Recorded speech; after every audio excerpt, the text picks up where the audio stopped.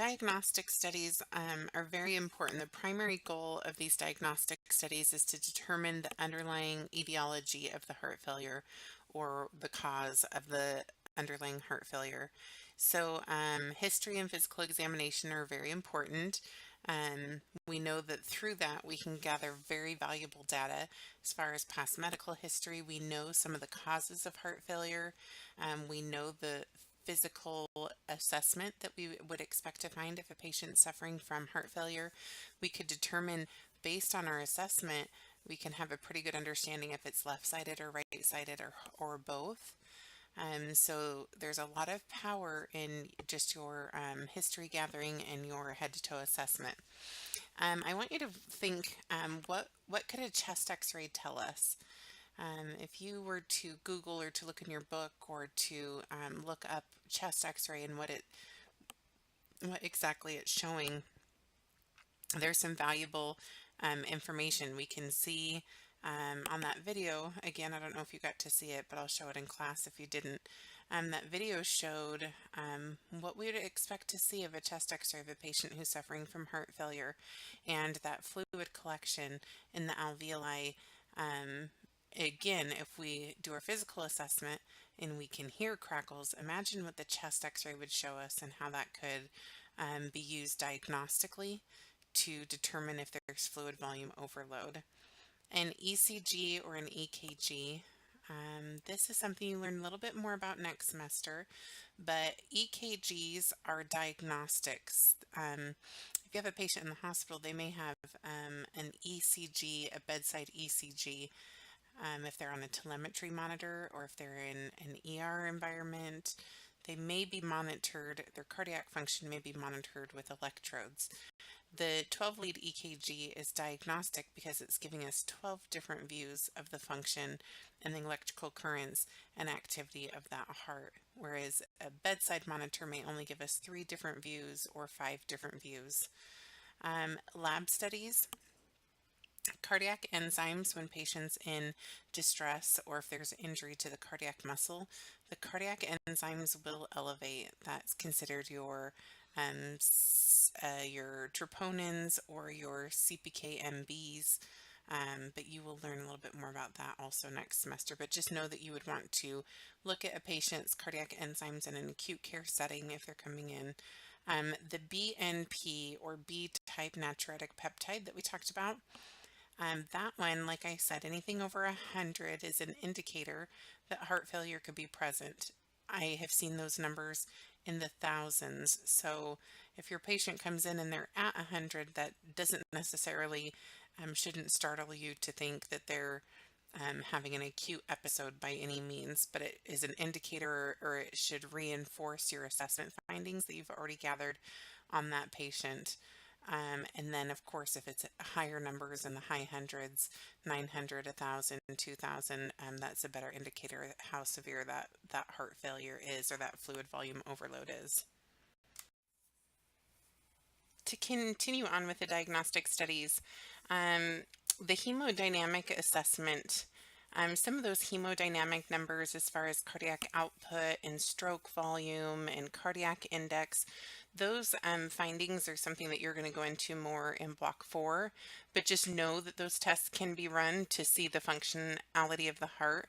An echocardiogram is basically an ultrasound of the heart that can show a little bit about the size of the heart, the flow of the blood, the size of the ventricles. It kind of gives an outside picture. So when you're speaking of least invasive, least expensive, obviously the physical exam and the history gatherings, least invasive, least expensive. Chest x-rays, pretty non-invasive, and EKGs non-invasive. The lab studies are a little bit more invasive, but not much. The echocardiogram is a more expensive test. There's specially trained techs that do those, and that just gives a good outside picture, but the true determining factor of the function of the test can be done by doing a cardiac catheterization. In there, you can get all of those hemodynamic numbers. You can get pulmonary artery pressures, you can get ejection fractures, you can get all that valuable data. Again, that ejection fracture, you can get a ballpark number through an echocardiogram by measuring the ventricles and the amount of blood that's moving through the heart. But to get the true data, you would have to actually do a cardiac catheterization, or a heart cath is another term for it. As far as nursing and collaborative management for patients who suffer from chronic heart failure, the main goal in treatment of chronic heart failure is to treat the underlying cause and contributing factors. We want to maximize the patient's cardiac output. So again, we have a broken pump and we need the output of the heart to improve. We want to provide treatment to alleviate symptoms. So those symptoms that we talked about, that dyspnea, any chest pain, any of that water retention or that fluid retention that's happening, that fatigue, that inability to tolerate exercise, if any of those things that we can find treatments to alleviate those symptoms. We also want to improve ventricular function, and we want to improve the quality of life of our patient. We want to try to preserve the organ as best we can to help improve mortality and morbidity rates. So as technology advances, and because there's such a high focus on the high readmission rates for patients that suffer from heart failure, technology and treatments are advancing quite a bit. There's implantable devices, there's different medication therapies. They're constantly coming up with new ways to treat this to help improve the outcomes of the patients. Because again, every time there's a readmission to the hospital, that's causing high costs for care associated with those readmissions. When you follow the Medicare, Medicaid rules, if readmissions are happening within so many days, then they challenge the providers in some of the bills that they're sending through, saying, you need to manage this better so this isn't happening. So the goal is really to keep the patients from being readmitted into the hospital. Again, I accidentally kind of covered this in the previous slide, but these are all the areas, the main treatment goals. So treat the underlying cause and contributing factors. What's causing that pump to fail? Can we treat those so that we don't cause further failure or complete failure? We want to maximize the cardiac output or the functionality of the pump. And again, provide treatment to alleviate symptoms, improve ventricular function, improve quality of life, preserve the organ if possible, and improve mortality and morbidity rates. There are some non-pharmacological approaches to treatment for patients who suffer from heart failure. Administration of oxygen does help improve saturations, and it does assist greatly in meeting the tissue oxygen needs for a patient who's having shortness of breath or feeling fatigue. So home oxygen therapy can be an option for these patients. Physical and emotional rest. I would imagine getting a diagnosis of heart failure can be cause a lot of emotional stress on a person, knowing how vital that organ is and being frustrated with your inability to function how you normally do. But knowing to get adequate rest to help preserve your energy levels and the workload of the heart. Some non-pharmacological therapies. I don't really expect you guys to become experts at these, but we'll talk about them. Cardiac resynchronization therapy, that's kind of like cardioversion or shocking the heart. It's usually done at the hospital setting. And it's, patients are usually given a little bit of medication. They trigger an arrhythmia of the heart. Patients with heart failure often go into a VTAC or a VTAC rhythm, and sometimes they have implantable pacemakers or AEDs, implantable AEDs. So if they go into a rhythm that's not good for the patient, we'll shock it back into a normal rhythm. Let me see, biventricular pacing, balloon, intra-aortic balloon pumps, ventricular assist device, and those are those are all things leading up to and prior to that actual cardiac transplant. Again, transplant's not something we cover. I just want you guys to have an understanding. Um, we talk a lot about the daily management, how to manage the patient, teach them about their diet, about their medications that they need to take, about their activity levels, oxygen therapies.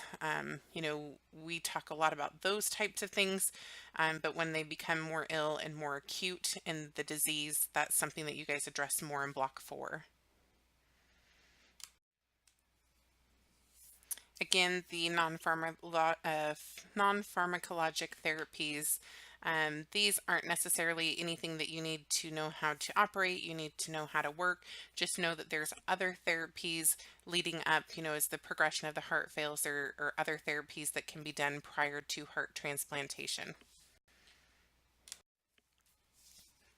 Okay, so up until this point, I feel like I've done a lot of explaining about the pump failure, about the heart, about how bad things can get, kind of the pathophysiology, how it's gotten to where it is, some of the diagnostics that are very important to know about, to understand, to anticipate for your patients.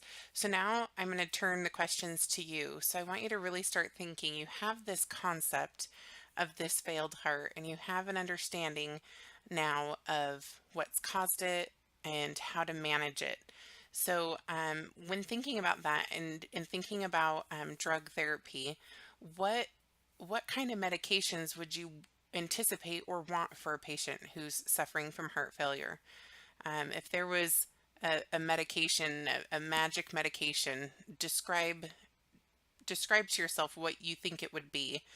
So I want you to kind of start thinking about that. I'm going to go over the medications.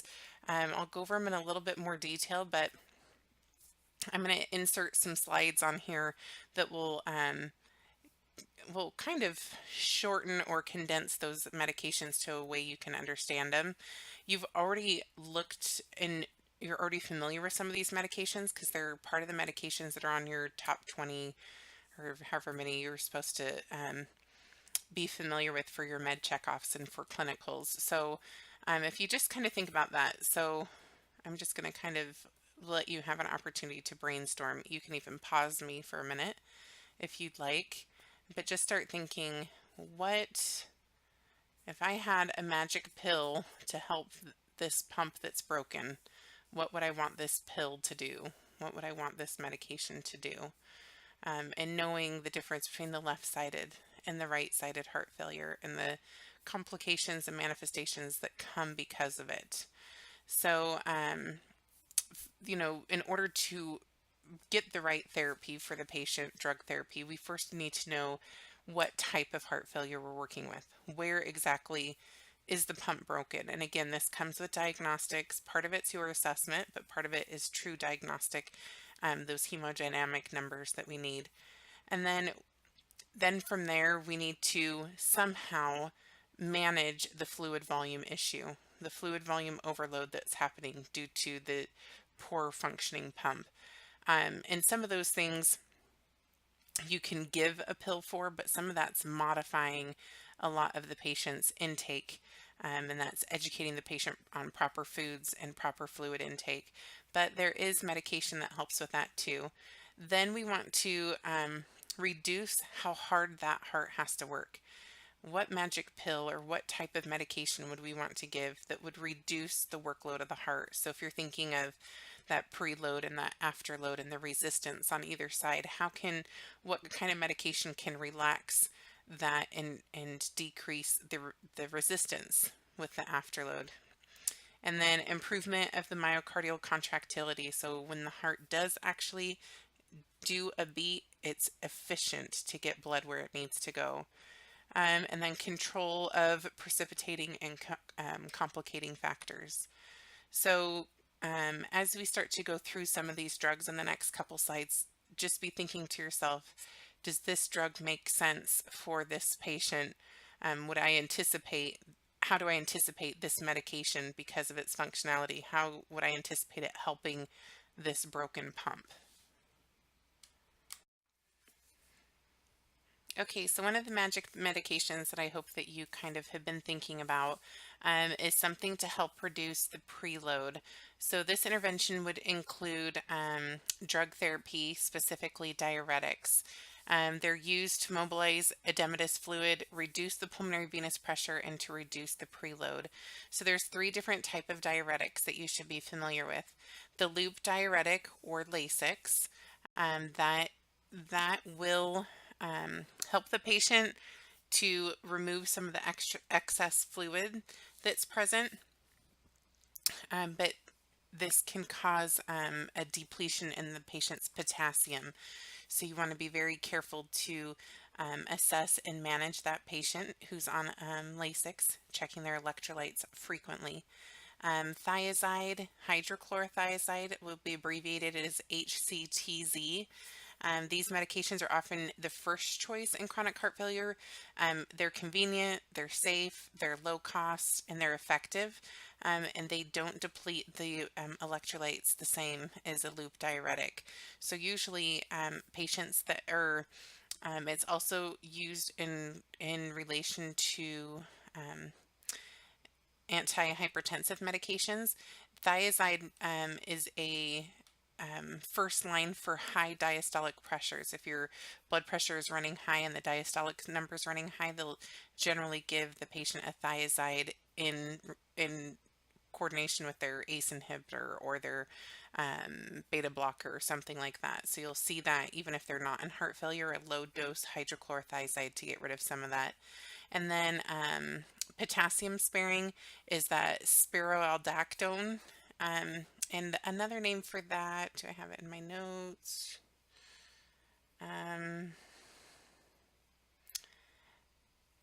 Eplerenone or Inspra, and that one helps too. It's not always as effective. Usually Lasix is the most effective. Also, if you're thinking about helping with reducing the preload, that venous vasodilators or nitrates are also very effective. So these are patients that are having some of that right-sided heart failure, the backup of fluid to their extremities. These patients, if you can vasodilate that pulmonary artery, and it will help reduce that preload, the blood that's entering into the first part of the heart. If their pulmonary artery is restricted, this will help dilate it and get the flow to be much more efficient.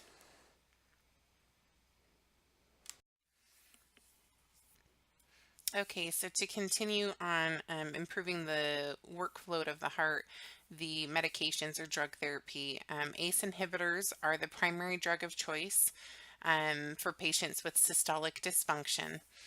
Angiotensin II receptor blockers may be used in patients who cannot handle ACE inhibitors. Something that I want you to know about ACE inhibitors is oftentimes patients can have an allergic reaction. They may take it for a long time and then they can develop an intolerance to it, and it causes angioedema or swelling of the face, and it impairs their airway and it becomes a medical emergency. So for any reason this patient can't tolerate an ACE inhibitor, then an angiotensin II receptor blocker would be appropriate for that patient. Let's see.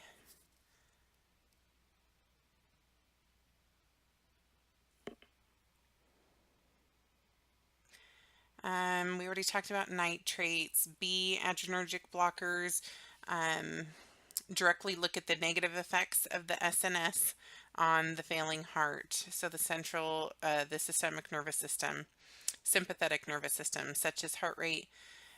Because beta blockers can reduce myocardial contractility, care must be taken to start gradually on the beta adrenergic blockers. They can be used in combination with ACE inhibitors and diuretics. It just kind of has a different function to kind of lower or decrease those fast or high heart rates, and it helps get better control of the heart rate. Beta blockers, you guys are probably, the B adrenergic blockers or beta blockers that you guys are familiar with would be any of the medications that have the lull. So metoprolol would be one, labetalol. They're pretty common, and you just have to be careful to educate your patient appropriately as far as checking their pulse regularly, paying attention to if they get up too fast, if they become dizzy, checking their blood pressure on a regular basis. Okay, so I added this slide to help those of you that may be struggling with the concept of ACE inhibitors a little bit. So this talks about the mechanism of action and its function. So if you go back to the pathophysiology, and I kind of skipped over this a little bit, but this blocks the conversion of the angiotensin 1 to angiotensin 2, which in turn decreases peripheral vasoconstriction and decreases aldosterone secretion. It will reduce renin secretion. It is a very effective drug. Patients generally that have heart failure are on an ACE inhibitor and sometimes also a beta blocker along with the diuretic. So we're helping with that preload, we're helping with that afterload, so that we're able to reduce the stress on the heart to help dilate or take away some of those vasoconstrictions that are causing so much stress on the heart and stress on the muscle. You can always look ACE inhibitors up in your book, but having an understanding of nursing implications or things that you want to educate your patient about in regards to ACE inhibitors. The education is going to be important. We're going to work on this in class, but I want to talk a little bit about ACE inhibitors specifically and nursing implications. Be very careful to wean a patient off of an ACE inhibitor and to be watching for and trying to prevent that rebound hypertension. Also, potassium and sodium levels are also very important. All cardiac patients, you should be anticipating assessing electrolytes on those patients.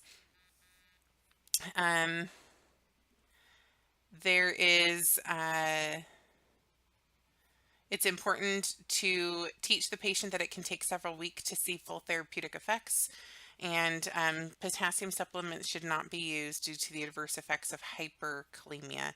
You want to be careful. Potassium supplements are often encouraged, like I said, if you're a patient that's on Lasix. ACE inhibitors are often mixed, like I said, with hydrochlorothiazide. So there is a diuretic component, but it helps spare that potassium, so you shouldn't see huge drops. So you want to be careful not to get your potassium levels too high with these patients. Okay, before we stop talking about drug therapy, I want to make sure that we talk about the positive inotropic agent of digitalis or digoxin. This is a cardiac contractility medication. It helps with the conduction speed of the myocardium, and it can actually slow the heart rate and produce a better functioning contraction. This medication, you have to be very careful. Those of you that actually everyone will have gone through simulations soon with the oxen level patient. You can be very, very careful about the education provided. You want to be very careful that the patient knows the importance of taking the medication, proper diet to take with the medication. You want to make sure that they know what toxicity would look like. You need to, if you're giving this to a patient, you need to spend the time to do the apical pulse for a whole minute. Remember, the cutoff is usually 60 beats per minute, and if you understand what digoxin does and how it can slow the conduction to give a more effective pump, you know that if your patient's heart rate is at or below around 60, and then you go to give the medication, will only cause that number to drop even more. So you have to give it with caution. You want to make sure that you do a good cardiac assessment before giving digoxin, and then you should know the relationship between digoxin and potassium. If this patient is on diuretics or they're at risk of having lower potassium levels, potassium offsets digoxin. So the lower the potassium levels are in your blood, the more it potentiates the effects of the digoxin. So the lower potassium, the higher the effects of the digoxin, and then vice versa. The higher the potassium, the lower the effects of digoxin. So keeping a good balance and understanding that component is really important to help properly monitor and care for that patient.